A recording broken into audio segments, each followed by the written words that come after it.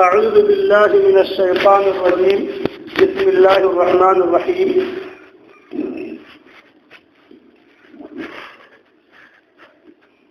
إنما كان قول المؤمنين إذا دعوا إلى الله ورسوله ليحكم بينهم أن يقولوا سمعنا وأطعنا وأولئك هم المفلحون. وقال النبي صلى الله عليه وسلم: قل إن كنتم تحبون الله فاتبعوني يحببكم الله ويغفر لكم ذنوبكم والله غفور رحيم. وقال النبي صلى الله عليه وسلم: من أحب سنتي فقد أحبني ومن أحبني كان معي في الجنة. محترم سامعین کرام، سب سے پہلے اللہ رب العالمین کی تعریف، توصیف، کبریائی، بڑائی، حمد و ثنا لائق و زیبا ہے، جنہوں نے ہم اور آپ کو اس دنیا کے اندر پیدا کیا، بھیجا، عدم سے وجود میں لایا، اور تمام نبیوں پر اللہ رب العالمین کی درود و سلام نازل ہو، خصوصاً ہمارے آخری نبی جناب محمد رسول اللہ صلی اللہ علیہ وسلم پر۔ محترم سامعین کرام،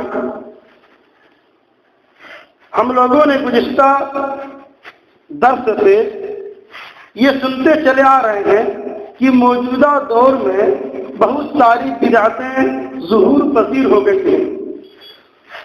ان بدعتوں کو ہم نے سنا اور جانا، اور ان بدعتوں کا اسلام میں کیا حکم ہے وہ تمام کے تمام سن لیے۔ آج کے درس میں ہم لوگ سنیں گے نبی کریم صلی اللہ علیہ وسلم کی محبت اور اس کی علامات۔ محمد صلی اللہ علیہ وسلم سے محبت کرنا اور ان کی کیا کیا علامتیں ہیں، کیا نشانیاں ہیں، وہ ہم لوگ سنیں گے۔ آج امت مسلمہ، آپ سماج و معاشرے کا جائزہ لیں گے تو ہر مسلمان یہ دعویٰ کرتا ہے کہ ہم نبی کریم صلی اللہ علیہ وسلم سے محبت کرتے ہیں، ہم متبع رسول ہیں، ہم محب رسول ہیں۔ لیکن جب ان کا عمل دیکھا جاتا ہے، ان کی زندگی گزارنے کا طریقہ اور ڈھنگ دیکھا جاتا ہے، ان کے اخلاق و کردار کو دیکھا جاتا ہے، تو ایسا معلوم ہوتا ہے کہ یہ اپنے دعوے میں، اپنے بات میں بالکل کھوکھلے ہیں اور کچے ہیں۔ جس طرح ان کی باتیں ہیں اور ان کے دعوے ہیں، یہ اپنے دعوے میں بالکل کھڑے نہیں ہیں۔ آج ہم لوگ سنیں گے کہ وہ کون سی علامت ہے، وہ کون سی نشانی ہے جس سے عام آدمی پتہ کر سکتا ہے کہ یہ سچے محب رسول ہے، سچے متبع رسول ہے۔ کون کون سے کام کرنے سے پتہ لگتا ہے کہ یہ آدمی سچا محب ہے، سچا متبع رسول ہے۔ اللہ رب العالمین نے قرآن مجید کے اندر ارشاد فرمایا: قل ان کنتم تحبون اللہ فاتبعونی یحببکم اللہ ویغفر لکم ذنوبکم واللہ غفور رحیم۔ اے نبی صلی اللہ علیہ وسلم، آپ کہہ دیجئے کہ اگر تم میری اتباع کرو گے، میری فرامبرداری کرو گے تو اللہ تعالیٰ تم سے محبت کرے گا اور تمہارے گناہوں کو معاف کر دے گا، اور وہ بخشنے والا بڑا مہربان ہے۔ اسی طرح اللہ کے نبی صلی اللہ علیہ وسلم نے فرمایا کہ من احب سنتی فقد احبنی، جس نے میری سنت سے محبت کیا اس نے مجھ سے محبت کیا، اور جس نے مجھ سے محبت کیا وہ جنت میں میرے ساتھ ہوگا۔ نبی کریم صلی اللہ علیہ وسلم سے محبت کرنے کا ثمرہ، ان کا پھل کیا مل رہا ہے کہ اگر ہم نبی کریم صلی اللہ علیہ وسلم سے محبت کرنا چاہتے ہیں تو ہمیں آپ صلی اللہ علیہ وسلم کی اطاعت و فرمانبرداری کرنی ہوگی، تو اللہ تعالیٰ لوگوں سے محبت کرے گا اور ان کے گناہ ان سے معاف کر دے گا۔ اللہ کے نبی نے فرمایا جس نے میری سنت سے محبت کیا گویا اس نے مجھ سے محبت کیا، اور جس نے مجھ سے محبت کر لیا وہ جنت میں میرے ساتھ ہوگا۔ اب یہاں سوچنا اور غور و فکر کرنا ہے کہ محبت، اللہ کے نبی سے محبت کیسے کریں۔ دیکھیے، ہر آدمی سے محبت کرنے کا طریقہ اور ڈھنگ الگ ہوتا ہے۔ مثال کے طور پر ایک والد یعنی باپ اپنے بیٹے سے محبت کرتا ہے تو اس محبت کا طریقہ اور انداز الگ ہے۔ ایک بیٹا اپنی ماں سے محبت کرتا ہے، اس محبت کا طریقہ اور انداز اور ڈھنگ الگ ہے۔ ایک شوہر اپنی بیوی سے محبت کرتا ہے، اس محبت کا طریقہ اور انداز الگ ہے. ایک بیوی اپنے شوہر سے محبت کرتا ہے، اس محبت کا طریقہ اور انداز الگ ہے. ایک ماں اپنے بیٹے سے محبت کرتی ہے تو وہ طریقہ اور انداز الگ ہے. یعنی جیسا آدمی ہوگا اس سے محبت کرنے کا طریقہ اور ڈھنگ اسی طرح ہوگا. ہم نبی کریم صلی اللہ علیہ وسلم سے محبت کرتے ہیں تو اس کا طریقہ اور انداز یہ ہے کہ ہم نبی کریم صلی اللہ علیہ وسلم کی باتوں کو مانیں. اللہ کے نبی نے جتنی بھی چیزیں کرنے کو کہا ہے ان کو کریں، اور جتنی بھی چیزیں سے رکنے سے منع کیا ہے اس سے ہم رکیں. نبی کریم صلی اللہ علیہ وسلم سے محبت کرنے کی 4 بڑی بڑی نشانیاں ہیں، 4 بنیادی نشانیاں ہیں. پہلی نشانی یہ ہے کہ نبی کریم صلی اللہ علیہ وسلم کا دیدار کا شدید تمنا کرنا. ایک مومن جو ہوتا ہے، حقیقی مومن ہوتا ہے، اس سے یہ طلب لگی رہتی ہے کہ ہمیں کسی طرح نبی کریم صلی اللہ علیہ وسلم کا دیدار ہو جائے، ہم نبی کریم صلی اللہ علیہ وسلم کو دیکھ لیں. ایک حقیقی مومن کا بہت بڑا آرزو ہوتا ہے کہ نبی کا دیدار کر لے. پہلی نشانی. دوسری نشانی یہ ہے کہ نبی کریم صلی اللہ علیہ وسلم کے لیے اپنے جان اور مال کو نچھاور کر دے، پھر بھی نبی کریم صلی اللہ علیہ وسلم کی ذات پر، اس کے جسم پر کوئی چوٹ اور آنچ نہ آئے. حقیقی مومن کی نشانی ہے کہ نبی کریم صلی اللہ علیہ وسلم کی محبت کرتا ہے تو وہ یہ ہرگز نہیں چاہے گا کہ نبی کریم صلی اللہ علیہ وسلم کو کوئی تکلیف ہو، اس کے بدن میں، نبی کے بدن میں کوئی کانٹا بھی چبھے، وہ گوارا نہیں کرے گا. تیسری جو علامت ہے وہ یہ ہے کہ نبی کریم صلی اللہ علیہ وسلم کی منہیات سے باز رہا جائے اور احکام کی پابندی کی جائے. اور چوتھی نشانی یہ ہے کہ نبی کریم صلی اللہ علیہ وسلم پر اگر کوئی انگلی اٹھا رہا ہے یا اسلام پر کوئی اعتراض کر رہا ہے تو اس کا دفاع کرے. نبی پر کوئی شک کر رہا ہے، نبی کی ذات پر کوئی انگلی اٹھا رہا ہے، اس کو گالی گلوچ کر رہا ہے، یا نبی کی شریعت پر کوئی شک و شبہ کر رہا ہے، تو ایک حقیقی مومن کی پہچان یہ ہے کہ اس کا دفاع کرے، اس کی طرف سے لڑے. یہ 4 نشانیاں ہیں، 4 علامتیں ہیں نبی کریم صلی اللہ علیہ وسلم سے محبت کرنے کی. آج ہم لوگ جو سنیں گے وہ تیسری علامت ہے، نبی کریم صلی اللہ علیہ وسلم کی باتوں کو ماننا اور ان کے منع کردہ چیزوں سے رکنا. اس کے لیے ہمیں صحابہ کرام کی طرز عمل کو دیکھنا ہے کہ وہ کس حد تک، کس قدر نبی کریم صلی اللہ علیہ وسلم کی باتوں کو مانتے تھے اور منع کردہ چیزوں سے رکتے تھے. آپ نے قرآن کریم پڑھا ہوگا، قرآن کریم اللہ رب العالمین نے امت مسلمہ کی ایمان کی جو معیار اور کسوٹی قرار دیا ہے وہ صحابہ کرام کے ایمان کو قرار دیا ہے کہ تمہارا ایمان پختہ ہے کہ نہیں ہے، تمہارا ایمان کھرا ہے کہ کھوٹا ہے. اگر تم اس کو جانچنا چاہو تو تم اپنے ایمان کو صحابہ کرام کے ایمان سے جانچو، پرکھو.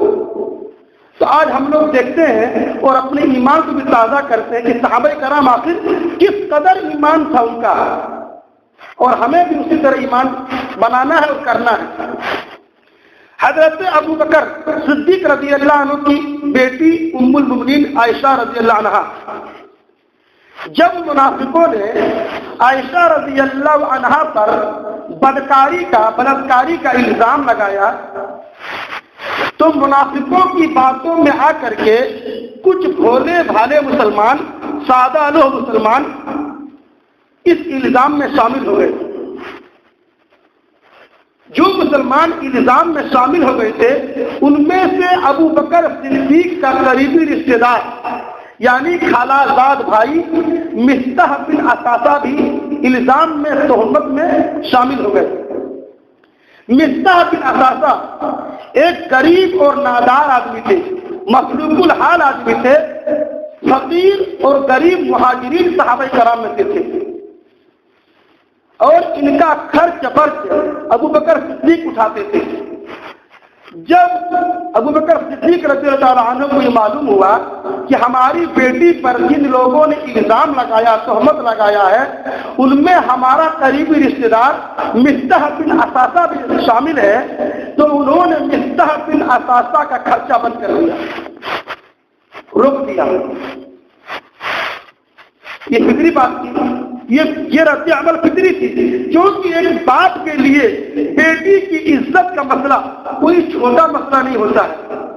خرچہ روک دیا، اللہ رب العالمین نے آیت کریمہ نازل کر دی سورہ نور کی۔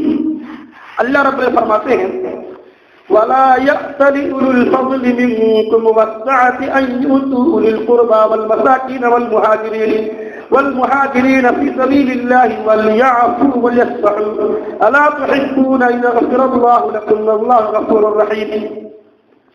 اللہ تعالیٰ فرماتے ہیں کہ تم میں سے جو وسعت والے ہیں، تم میں سے جو وسعت والے ہیں، جو بزرگی والے ہیں، وہ اپنے رشتہ داروں کو، اپنے قریبی رشتہ داروں کو، فقیروں کو، مسکینوں کو اور مہاجروں کو اللہ کی راہ میں دینے سے قسم نہ کھائیں، بلکہ معافی سے کام لیں، درگزر سے کام لیں۔ کیا تم نہیں چاہتے ہو کہ اللہ تعالیٰ تمہاری گناہ معاف کر دے، تمہارے خطاؤں کو معاف کر دے؟ اور اللہ تعالیٰ معاف کرنے والا بڑا مہربان ہے۔ حضرت ابوبکر صدیق کے کانوں سے جب یہ آیت کریمہ ٹکرائی، یعنی جب انہوں نے اس آیت کریمہ کو سنا تو انہوں نے کہا کیوں نہیں، ہم تو یہ چاہتے ہیں کہ اللہ تعالیٰ ہماری گناہوں کو معاف کرے، ہمارے خطاؤں کو معاف کرے۔ انہوں نے آیت کریمہ کو سنتے ہی فوراً مصطح بن اساسہ خرچہ چالو کر دیا، خرچہ جو بند کر دیا تھا خرچہ بحال کر دیا۔ سبحان اللہ، یہ ہے اطاعت و فرما برداری، اور یہ ہے سمعنا و اطعنا، یہ ہے ایمان کا تقاضا کہ آیت کریمہ نازل ہو گئی، آیت کریمہ میں اللہ تعالیٰ کیا فرما رہا ہے، کیا حکم دے رہا ہے، فوراً اس حکم کی تعمیل کرنے لگے۔ اطاعت و جذبہ کا یہ نمونہ ہم مسلمانوں سے کم ہوتا جا رہا ہے۔ مسلمانوں کی پستی اور تنزلی اور ذلت کے جہاں بہت سارے اسباب ہیں، وہی ایک سبب یہ بھی ہے کہ امت مسلمہ آج نبی کریم صلی اللہ علیہ وسلم اور اللہ رب العالمین کی اطاعت و فرما برداری من وعن ویسے ہی نہیں کر رہے ہیں جیسے ہمارے اسلاف کرتے تھے، ہمارے صحابہ کرام کرتے تھے۔ صحابہ کرام کے موجودگی میں اللہ کا کوئی حکم آ جاتا، نبی کی کوئی بات آ جاتی تو فوراً اپنی عادتوں سے، اپنی کرتوتوں سے باز آ جاتے تھے اور حدیثوں پر اور قرآنوں پر عمل کرنے لگتے تھے۔ یہاں آیت کریمہ نازل ہوئی کہ نہیں، ابوبکر نے جو کام مصطح بن اساسہ خرچہ روک دیا تھا چالو کر دیا ترنت۔ یہ ایمان کا تقاضا ہے۔ امت مسلمہ اگر یہ جان لے کہ ایمان کیا چاہتا ہے، جب آدمی دائرے اسلام میں آ جاتا ہے، آدمی جب حقیقی مومن اور حقیقی مسلم کہلانے کا حق ہو جاتا ہے تو اس کے اندر کس چیز میں چینجنگ اور تبدیلی ہونی چاہیے۔ آج ہم لوگ وہ سمجھے نہیں۔ پکا اور سچا مومن کا یہ سیوا ہے کہ اس کے سامنے جب بھی قرآن کریم کی تلاوت کی جائے، احادیث پڑھی جائے اور ان میں جو باتیں بیان کی جائے فوراً اس پر عمل کرنے لگے۔ یہ ایک مومن کی حقیقی پہچان ہے۔ تو یہ ابوبکر صدیق نے کر دکھایا۔ اسی لیے اللہ تعالیٰ نے فرمایا کہ اپنے ایمان کو اگر جانچنا ہو، تولنا ہو تو صحابہ کرام کے ایمان سے میچ کرو۔ یہ ابوبکر کا واقعہ ہے۔ اسی طرح حضرت عمر فاروق رضی اللہ تعالیٰ عنہ کے بارے میں آتا ہے کہ حدیث کا عبداللہ بن عباس ہے، فرماتے ہیں کہ ایک آدمی حضرت عمر فاروق کی خلافت پر بیجا تنویر کرنے لگا، یعنی عمر فاروق کی حکومت پر اور ان کی خلافت پر تنقید کرنے لگا کہ پتہ نہیں کون سا امیر المؤمنین بن گئے ہیں، کچھ کام ہی نہیں کر رہے ہیں، یہ اس لائق نہیں ہے، اس لائق نہیں ہے، طرح طرح کی باتیں کرنے لگے۔ حضرت عمر فاروق کو جب یہ خبر پہنچی غصہ ہو گئے۔ قریب تھا کہ جو آدمی تنقید کر رہا تھا اس کے لیے کوئی سزا نافذ کر دیتے۔ پاس بیٹھے ہوئے حر بن قیس صحابی عمر فاروق کے پاس بیٹھے ہوئے فوراً انہوں نے آیت کریمہ تلاوت کی کہ خذ العفو وامر بالعرف واعرض عن الجاہلین، معاف کر دے، درگزر سے کام لے اور جاہلوں سے اعراض نہ کرے، جاہلوں سے، نادانوں سے بحث مباحثہ نہ کرے، آپ معافی سے کام لیں، معافی سے کام لیں، درگزر کر دیں۔ عبداللہ بن عباس کہتے ہیں ادھر حر بن قیس کی زبان سے آیت کریمہ مکمل ہوئی اور ادھر عمر فاروق ٹھنڈا ہو گیا، یعنی غصہ پی گئی۔ یہ دیکھیے عمر فاروق جیسے ہی آیت کریمہ سنتے ہیں غصہ کو پی جاتے ہیں، ٹھنڈا ہو جاتے ہیں۔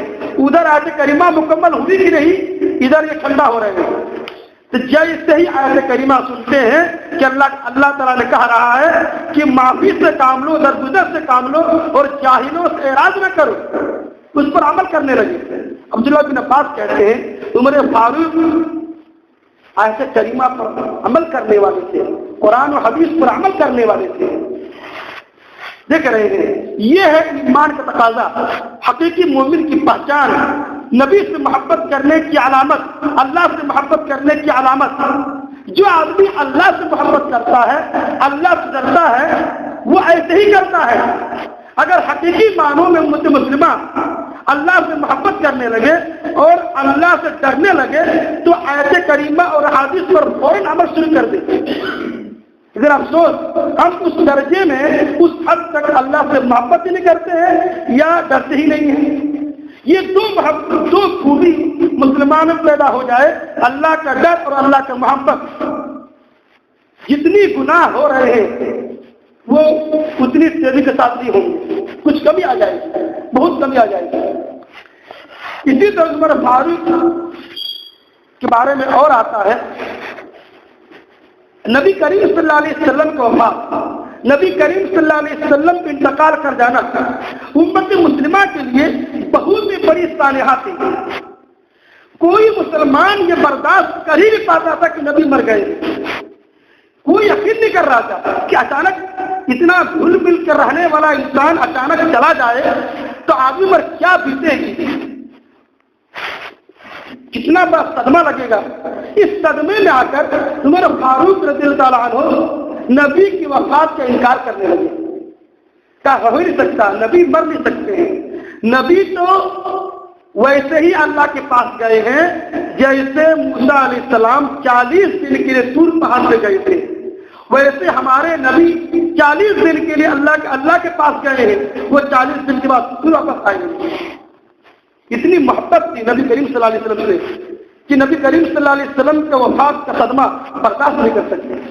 اور خاص کیا عمر فاروق جب ابوبکر نے دیکھا کہ معاملہ اس حد تک پہنچ گیا ہے کہ نبی کی وفات سے انکار کرنے لگے ہیں لوگ، اور خاص کر کے عمر فاروق تو منبر پہ کھڑے ہو گئے اور انہوں نے آ کے کلمہ تلاوت کی کہ وما محمد الا رسول قد خلت من قبله الرسل افإن مات أو قتل انقلبتم على أعقابكم ومن ينقلب على عقبيه فلن يضر الله شيئا وسيجزي الله الشاكرين۔ کہ محمد صلی اللہ علیہ وسلم صرف اور صرف اللہ کے رسول ہیں، یعنی خدائی صفات، خدائی گن اس میں نہیں ہے، وہ صرف اور صرف رسول ہیں۔ اور نبی کریم صلی اللہ علیہ وسلم سے، محمد صلی اللہ علیہ وسلم سے پہلے جتنے بھی رسول آئے وہ تمام کی تمام موت سے دوچار ہوئے، تمام کی تمام مر گئے، گزر گئے۔ اور اگر نبی مر جائیں یا شہید کر دیے جائیں، کیا تم اسلام سے اپنے ایڑیوں کے بل پھر جاؤ گے؟ اور جو پھر جائے گا وہ اللہ کا کچھ نہیں بگاڑے گا۔ عمر فاروق کہتے ہیں کہ آیت کریمہ میں نے سنا ابوبکر صدیق سے تو مجھے ایسا لگا کہ یہ ابھی نازل ہو رہی ہے، ابھی اتر رہی ہے۔ فوراً اپنی رائے سے رجوع کر لی، فوراً جب انہیں ضد سے آ رہے تھے اس کو چھوڑ دیے۔ یہ پہچان حقیقی مومن کی پہچان ہے کہ اس کے سامنے جب نبی کی بات اور اللہ کا فرمان رکھا جائے تو فوراً اپنی کٹ حجتی سے، اپنی اس سے ضد سے ہٹ جائے، رجوع کر لے۔ آج امت مسلمہ سے ہو ہی نہیں رہا، دسیوں بار سینکڑوں آیات کریمہ اور حدیث کے سامنے رکھا جاتا ہے، پھر بھی وہ اپنے حرکت سے ٹس مس نہیں ہوتے۔ یہ عمر فاروق، کیا ان سے زیادہ ہم نبی سے محبت کرنے والے ہیں؟ یہ ہو ہی نہیں سکتا جب ان کا یہ حال ہے۔ اس صدمے میں جب قرآن کریم پڑھا جاتا ہے تو فوراً اپنی بات سے رجوع کر لیتے ہیں۔ اسی طرح بخاری کی حدیث ہے، ایک مرتبہ اللہ کے نبی کریم صلی اللہ علیہ وسلم نے دیکھا حضرت عمر فاروق کو کہ اپنی باپ کی قسم کھا رہے ہیں، باپ کی قسم کھا رہے ہیں۔ اللہ کے نبی نے فرمایا الا ان اللہ ینہاکم ان تحلفوا بآبائکم من کان حالفا باللہ او لیصمت، خبردار اللہ تم کو منع کرتا ہے کہ تم اپنے آبا کی، اپنے اجداد کی قسم کھاؤ، اور تم میں سے جس کو قسم کھانا ہو تو وہ اللہ کی کھائے ورنہ چپ رہے۔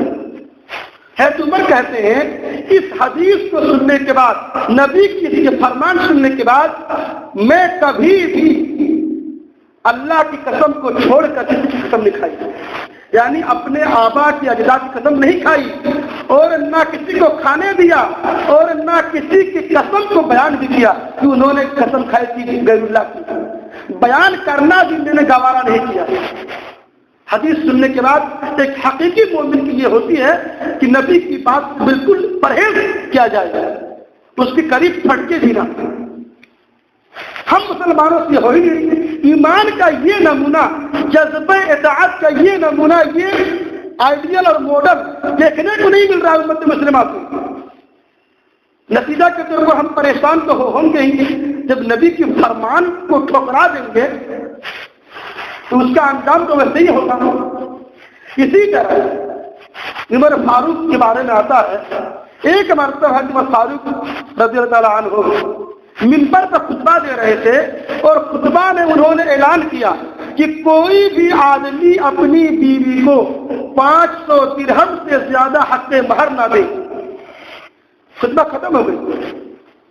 خطبہ ختم ہونے کے بعد ایک بوڑھی عورت کھڑی ہوئی اور انہوں نے کہا اللہ تعالیٰ قرآن میں کہتا ہے وَآتَيْتُمْ إِحْدَاهُنَّ قِنْطَارًا، مہر میں تم جتنا چاہو دے سکتے ہو، یعنی اللہ تعالیٰ مہر میں خزانہ دینے کی گنجائش دے رہا ہے، اور آپ ہے کہ پابندی لگا رہے ہیں۔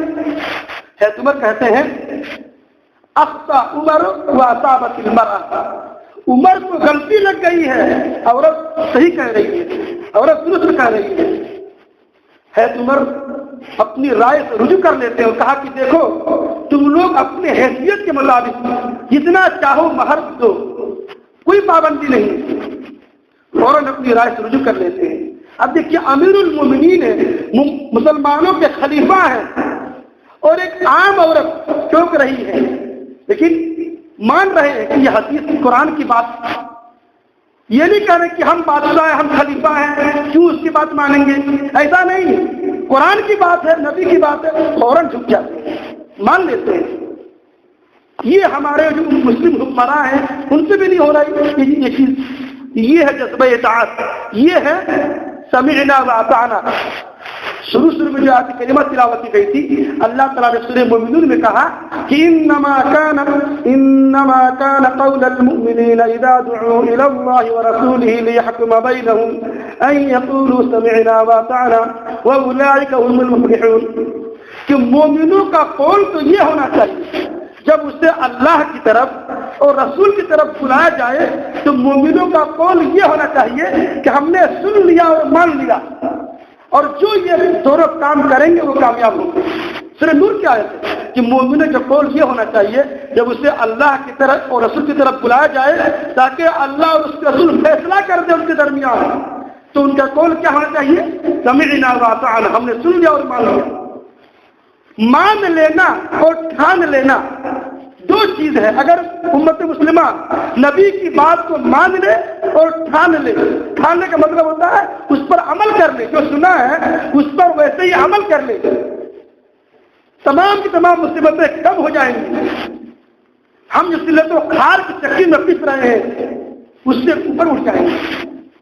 یہ اسی طرح عمر فاروق کے بارے میں آتا ہے، سعید بن مسیب کہتے ہیں کہ عمر فاروق رضی اللہ تعالیٰ عنہ اپنی قول سے، اپنی بات سے رجوع کر لینے والے تھے، حدیث کے مقابلے میں اپنی بات سے رجوع کر لینے والے تھے۔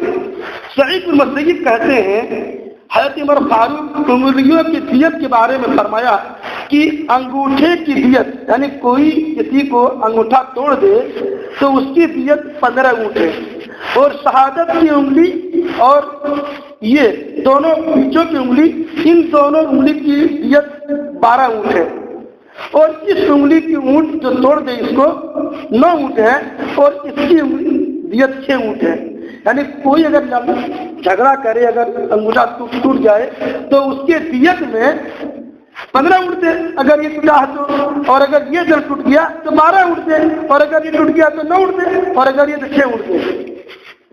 بعد میں کسی نے کہا کہ آل حرم بھی ایک آدمی ہے، اس کے پاس ایک مکتوب ہے، اس میں اللہ کے نبی کی حدیث ہے کہ اللہ کے نبی نے تمام انگلیوں کی اونٹ 10 اونٹ رکھی ہے، کوئی بھی انگلی ٹوٹے اس کے دیت 10 اونٹ ہوتی ہے۔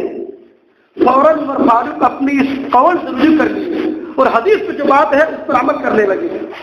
امتی مسلمہ کا آج نہیں ہو رہی ہے، مسلمانوں کے بعض گروہ بعض جماعتیں ایسی ہیں کہ ان کے خلاف میں وہ جو کر رہے ہیں ان کی بات غلط ثابت کرنے کے لیے سینکڑوں حدیثیں ہیں، ان حدیثوں کو ان کے سامنے بیان کرنے کے باوجود وہ لوگ اپنی عادتوں سے اپنی حرکتوں سے باز نہیں آ رہے،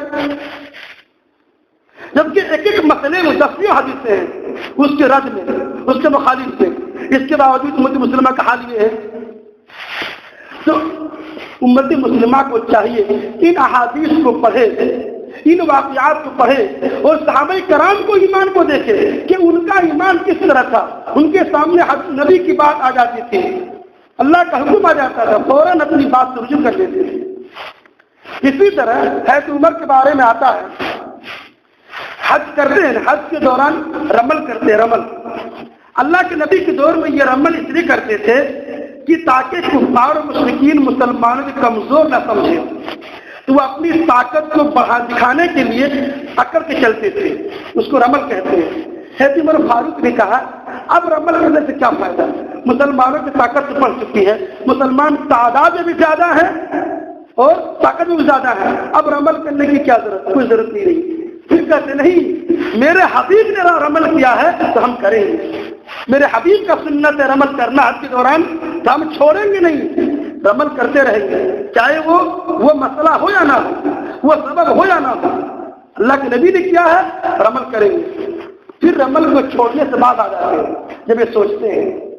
اسی طرح عمر فاروق رضی اللہ تعالیٰ عنہ حج کر رہے، حج کے دوران جب حجر اسود کو بوسہ دینے کی بات آئی تو انہوں نے کہا تجھے ایک پتھر ہے، نہ نفع دے سکتا نہ نقصان، لیکن ہم تم کو اس لیے چوم رہے ہیں کہ میرے حبیب نے چوما تھا، میرے نبی نے چوما تھا، بس اس لیے تم کو ہم چوم رہے ہیں اور بوسہ دے رہے ہیں، ورنہ اور کوئی بات نہیں ہے، نبی نے کیا ہے کر رہے ہیں، ورنہ تیرے اندر کوئی طاقت نہیں ہے۔ یہ جب عمر فاروق کے اللہ کے نبی سے محبت کی نشانی کہ اللہ کے نبی نے کس چیز کو کیا ہے کرنا ہے، یہ نہیں دیکھنا ہے کہ یہ مستحب ہے کہ واجب ہے کہ ضروری ہے کہ غیر ضروری ہے، مؤکدہ ہے کہ غیر مؤکدہ ہے، یہ سب نہیں دیکھنا، نبی نے کیا ہے انجام دینا ہے، کرنا ہے۔ یہ ہے ایک حقیقی اور سچے مسلمان کی پہچان کہ وہ واقعی میں جو دعویٰ کر رہا ہے کہ ہم محب رسول ہیں، متبع رسول ہیں، اس دعوے میں اس بات میں وہ پکا ہے کہ نہیں ہے۔ اسی طرح عثمان بن عفان خلیفہ ثور، صحیح بخاری کی حدیث ہے، کہتے ہیں کہ دوران حج عثمان رضی اللہ عنہ دوران حج 10ویں ذی الحجہ کو مزدلفہ میں رات بسر کی اور صبح ہونے تک ٹھہرے رہے۔ عبداللہ بن مسعود کہتے ہیں اگر امیر المومنین اس وقت یہاں سے پوچھ کر چلے جاتے تو سنت کے مطابق ہوتی۔ عبد الرحمن بن یزید کہتے ہیں کہ عبداللہ بن عباس کا قول پہلے واقع ہوا یا عبداللہ بن مسعود کا قول پہلے واقع ہوا یا عثمان کا کچھ کرنے کا، یعنی مزدلفہ میں 10ویں ذی الحجہ کی رات بسر کی عثمان غنی نے اور صبح روشن ہونے تک وہی ٹھہرے رہے۔ تو عبداللہ بن مسعود نے کہا کہ اگر آپ اس وقت یہاں سے چل دیتے تو سنت کو پا لیتے، سنت کے مطابق ہو جاتی۔ تو عبد الرحمن بن یزید کہتے ہیں کہ عبداللہ بن مسعود کا یہ کہنا پہلے تھی یا عثمان کا وہاں سے کچھ کرنا پہلے واقع ہوا، یعنی اس قدر سنتوں پر عمل کرتے تھے کہ جان نہیں سکے کہ کون پہلے کہا اور کس نے کام پہلے کیا۔ عبداللہ بن مسعود نے پہلے کہا تھا کہ عثمان غنی نے پہلے پوچھ کیا یہاں سے کہ سنت پر عمل کرنا، اس طرح سنت پر عمل کرتے تھے۔ آج قال اللہ قال رسول کے مذاق اڑانے والے بدباطن لوگ، بدسینت لوگ صحابہ کرام کا مذاق اڑا رہے ہیں۔ کتنے لوگ صحابہ کرام کو گالیاں دیتے ہیں، ان لعن طعن کرتے ہیں، جبکہ نبی کی حدیث میں قرآن میں ان کی اطاعت و فرما برداری کی، ان کے ایمان کی مثال و نمونہ بیان کیا گیا ہے۔ اسی طرح علی بن ابی طالب، بخاری کا حدیث، علی بن ابی طالب کہتے ہیں ایک مرتبہ اللہ کے نبی نے مجھے ریشمی چوڑا، ریشمی حلہ ہدیہ کیا اور میں نے اسے پہن لیا۔ جب میں نے اللہ کے نبی کو دیکھا، اللہ کے نبی کے چہرے پر غصے کے آثار تھے، میں سمجھ گیا کہ اس کو پہننے کی وجہ سے اللہ کا غصہ ہو گیا۔ فوراً میں نے ریشمی لباس اتار دیا اور اپنی گھر کی عورتوں میں تقسیم کر دیا۔ یہ ہے علی کی متبع رسول، متبع سنت۔ آج ایسے علی کی جو مانتے ہیں، علی کو چاہنے والے، اس کو یہ پتہ نہیں کہ علی متبع رسول ہے، اور علی سے محبت کرنے والے اپنے دعوے میں کس قدر کھوکھلے ہیں اور سنت کو چھوڑنے والے ہیں۔ اسی طرح معقل بن یسار ایک صحابی ہے، وہ کیا کرتے ہیں، اپنی بہن کا نکاح کسی آدمی سے کر دیتے ہیں۔ کچھ ہی دنوں بعد معقل بن یسار کے بہنوئی نے ان کی بہن کو طلاق دے دی اور عدت میں رجوع نہیں کیا۔ جب دوسری جگہوں سے پیغام آنے لگے، رشتہ آنے لگے، تو اس آدمی نے بھی نیا پیغام دے دیا۔ معقل بن یسار کہتے ہیں میں نے تجھے عزت دیتے ہوئے اپنی بہن کا نکاح تیرے ساتھ کیا اور تو نے قدر نہیں کی، اور کچھ ہی دنوں بعد طلاق دے دیا اور عزت میں رجوع بھی نہیں کیا۔ اب جب نیا پیغام آ رہا ہے، نیا رشتہ آ رہا ہے، تو تم نیا پیغام دے رہے ہو۔ اللہ کی قسم میں دوبارہ اپنی بہن کے نکاح تمہارے ساتھ نہیں کروں گا، قسم کھا لی۔ اللہ تعالیٰ نے آج کلمہ نازل کر دی، وَإِذَا طَلَّقْتُمُ النِّسَاءَ فَبَلَغْنَ أَجَلَهُنَّ فَلَا تَعْضُلُوهُنَّ أَن يَنكِحْنَ أَزْوَاجَهُنَّ إِذَا تَرَاضَوْا بَيْنَهُم بِالْمَعْرُوفِ ذَلِكَ يُوعَظُ بِهِ مَن كَانَ مِنكُمْ يُؤْمِنُ بِاللَّهِ وَالْيَوْمِ الْآخِرِ ذَلِكُمْ أَزْكَىٰ لَكُمْ وَأَطْهَرُ وَاللَّهُ يَعْلَمُ وَأَنتُمْ لَا تَعْلَمُونَ۔ اور جب تم اپنی عورتوں کو طلاق دو اور وہ اپنی عدت پوری کر لیں اور وہ اپنے شوہروں سے نکاح کرنا چاہیں تو تم ان کو نکاح کرنے سے نہ روکو، جب کہ وہ دستور کے مطابق وہ آپس میں رضامند ہو۔ یہ نصیحت انہیں کی جاتی ہے، یہ نصیحت تم میں سے انہیں کی جاتی ہے جو اللہ تعالیٰ پر اور قیامت کے دن پر ایمان رکھتا ہو۔ اسی میں تمہاری صفائی اور پاکیزگی ہے، اللہ جانتا تم نہیں جانتے۔ یہ جو بات ہے اس میں جمعہ کے روز بیان ہوئی تھی، کچھ لوگوں نے اعتراض کیا۔ یہ جو بات ہے کہ ایک آدمی ایک طلاق دے دیتا ہے، ایک طلاق دینے کے بعد عدت میں آدمی کو رجوع کرنے کا اختیار ہے، دوسرے طلاق کے بعد بھی آدمی کو رجوع کرنے کا اختیار ہے۔ تو یہ جو واقعہ ہے پہلی اور دوسری طلاق کا واقعہ ہے، تیسری نہیں، تیسری کے بعد آدمی رجوع نہیں کر سکتا ہے۔ تو ایک طلاق دینے کے بعد آدمی رجوع کر سکتا ہے، اور اگر دوسری پہ دے دیتے تو رجوع کر سکتا ہے۔ لیکن ان کو صحابہ کو پتہ نہیں تھا، کہ دوسری یا پہلی طلاق کے بعد رجوع کیا جا سکتا ہے، انہوں نے منع کر دیا۔ اللہ نے آج کلمہ اتار دیا کہ جب میاں بیوی رضامند ہیں، پہلے نکاح کرنا چاہتے ہیں، پہلے شوہر کے پاس جانا چاہتے ہیں، دستور کے مطابق دونوں راضی خوشی ہے، تو تم کیوں روک رہے ہو؟ معقل بن یسار فوراً آیت کریمہ پر عمل کرتے ہیں اور اپنی قسم کا کفارہ ادا کرتے ہیں اور فوراً اپنی بہن کا نکاح پہلے شوہر کے ساتھ کر دیتے ہیں۔ ان کے سامنے آیت کریمہ نازل ہوئی، آیت کریمہ میں جو حکم ہے اس حکم پر فوراً عمل کرنے لگتے ہیں۔ اسی طرح عبداللہ بن مسعود کا واقعہ آپ لوگ سنتے ہوں گے، بہت مشہور واقعہ ہے۔ ایک مرتبہ کیا ہوا، اللہ کے نبی کریم صلی اللہ علیہ وسلم خطبہ ارشاد فرما رہے تھے منبر پر، دیکھا کہ کچھ لوگ دروازے پر کھڑے ہیں۔ اللہ کے نبی نے کہا اجلسو، بیٹھ جاؤ، اتنے میں عبداللہ بن مسعود بھی دروازے پہ آ گئے. انہوں نے سنا کہ اللہ کے نبی نے کہا بیٹھ جاؤ، وہ بیٹھ گئے. اللہ کے نبی نے کہا کہ عبداللہ بن مسعود وہاں بیٹھے ہوئے دروازے پہ، کہا کہ اندر آ جاؤ. دیکھیے اللہ کے نبی کا حکم آ گیا کہ بیٹھ جاؤ، یہ نہیں دیکھا کہ ہم اندر ہے کہ باہر ہے. نبی نے کہا بیٹھ جاؤ، بیٹھ گئے. کتنی بار منبر سے بیان کی جاتی ہے لوگوں کے لیے، سنتے نہیں ہیں. اسی طرح صحابہ کرام کس طرح آیت کریمہ پر عمل کرتے تھے اس کا ایک انوکھا مثال اللہ رب العالمین نے سورہ نور کے اندر ارشاد فرمایا، یا ایھا الذین آمنوا لا تدخلوا بیوتا غیر بیوتکم حتی تستأنسوا وتسلموا علی اہلها ذلكم خير لكم لعلكم تذكرون وإن لم تجدوا فيها أحدا فلا تدخلوها حتى يؤذن لكم وإن قيل لكم ارجعوا فارجعوا هو أزكى لكم والله بما تعملون عليم. اے ایمان والو، تم اپنے گھروں کے علاوہ اور گھروں میں داخل نہ ہو یہاں تک کہ تم اجازت لے لو اور سلام کر لو. اس میں تمہارے لیے سراسر بہتر ہے، نصیحت ہے. یہ تمہارے لیے بہتری ہے اگر تم نصیحت حاصل کرنا چاہتے ہو. اور اگر تم جاؤ اور کسی کو نہ پا سکو، اگر تم کسی کے گھر جاؤ اور وہاں تمہیں کوئی مل نہ سکے، پھر بھی اجازت ملے بغیر اندر نہ جاؤ. اور اگر تم سے کہا جائے کہ لوٹ جاؤ تو لوٹ جاؤ. یہ تمہارے لیے بہتر ہے اور اللہ جانتا ہے جو کچھ تم کرتے ہو. کتب تفسیروں میں آتا ہے کہ صحابہ کرام کی ایک خواہش تھی، کاش ہم کسی کے گھر جاتے اور مجھے کہا جاتا کہ واپس ہو جاؤ تو میں واپس ہو جاتا تاکہ اس آیت پر میرا عمل ہو جاتا. صحابہ کرام خواہش کرتے تھے کہ میں کسی کے گھر جاتا اور مجھے کہا جاتا کہ واپس ہو جاؤ تو میں واپس ہو جاتا تاکہ آیت کریمہ پر مجھ سے عمل ہو جاتا. صحابہ کرام آیت کریمہ پر حدیثوں پر عمل کرنے کا موقع تلاش کر رہے ہیں اور ہم کو ملا ہوا ضائع کر رہے ہیں. کتنی افسوس کی بات ہے، ہم لوگوں کو موقع ملا ہوا ہے، ہم لوگ عمل نہیں کر رہے ہیں اور لوگ موقع تلاش رہے ہیں.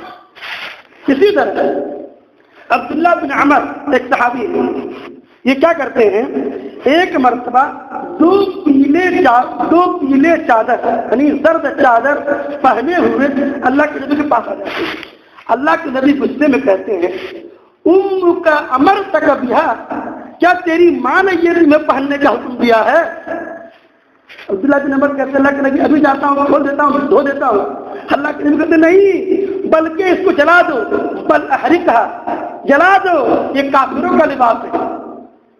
آپ انداز دیکھ رہے ہیں اللہ کے نبی غصے میں کیا بولتے ہیں، کیا تیری ماں نے تم کو یہ حکم دیا ہے پہننے کا؟ یعنی اسلام کے اندر پیلا، بالکل پیلا لباس اور بھگوا جو کلر ہے یہ منع ہے، مسلمانوں کی لباس نہیں ہے، یہ کافروں کی لباس ہے. اللہ کے نبی کی غصے میں انداز دیکھ رہے ہیں آپ. اللہ کے نبی نے کہا تیری ماں نے تمہیں یہ پہننے کا حکم دیا ہے. اس انداز سے آپ لوگ اندازہ کر لیجئے اللہ کے نبی کس سختی کے ساتھ منع کر رہے ہیں. کتنے مسلمان اس کو پہن رہے ہیں. ایک آدمی نے مجھے بتایا کہ میں کسی کو کہا کہیں گیا تھا، ایک آدمی پیلا کپڑا پہنا ہوا تھا. میں نے کہا بھائی یہ کیا پہنے ہیں؟ تو وہ آدمی بتاتا ہے کہ وہ آدمی مجھ سے کہتا ہے کہ جو تم کہہ دیے دوبارہ نہیں کہنا. ایک مسلمان کا قول ایسا ہونا چاہیے جو آدمی پیلا کپڑا پہننے سے اس کو مشورہ دے رہا کہ بھائی یہ اسلام میں نہیں ہے، اس کو مت پہنو، اور یہ آدمی بول رہا کہ جو کہہ دیے دوبارہ ایسا مت کرنا. دیکھیے مسلمان پیلے کپڑے پہن رہے ہیں، بھگوا کلر پہن رہے ہیں، جو کہ کافروں کا لباس ہے. اسی طرح اللہ کے نبی کریم صلی اللہ علیہ وسلم نے ایک آدمی کو دیکھا کہ وہ اپنی انگلی میں، اپنے ہاتھ میں سونے کی انگوٹھی پہنا ہوا ہے. اللہ کے نبی نے فرمایا کیا ہو گیا ہے؟ میں دیکھتا ہوں کہ تم میں سے کوئی آدمی جہنم کا قصد کرتا ہے اور جہنم کے انگارے کو اپنے ہاتھ میں ڈال لیتا ہے. اس کے بعد اللہ کے نبی بڑھے، اللہ کے نبی نے اپنے ہاتھ کو بڑھایا اور انگوٹھی اتار کر تھے. جب اللہ کے نبی چلے گئے تو صحابہ کرام نے کہا کہ اللہ کے نبی چلے گئے، تم انگوٹھی اٹھا لو اور اس کو بیچ دو اور فائدہ اٹھا لو. صحابی نے کہا کہ میرے حبیب نے جس چیز کو غصے سے پھینک دیا ہے میری ضرورت نہیں کہ میں اس کو دوبارہ اٹھاؤں. یہ نبی کی بات کی پابندی، اطاعت فرما برداری، باتیں بہت ساری ہیں. آخر میں دعا کے بارے رہا ہم تمام مسلمانوں کو نبی کریم صلی اللہ علیہ وسلم کی باتوں پر عمل کرنے کی توفیق عطا فرمائے. آمین. وآخر دعوانا الحمد للہ رب العالمین.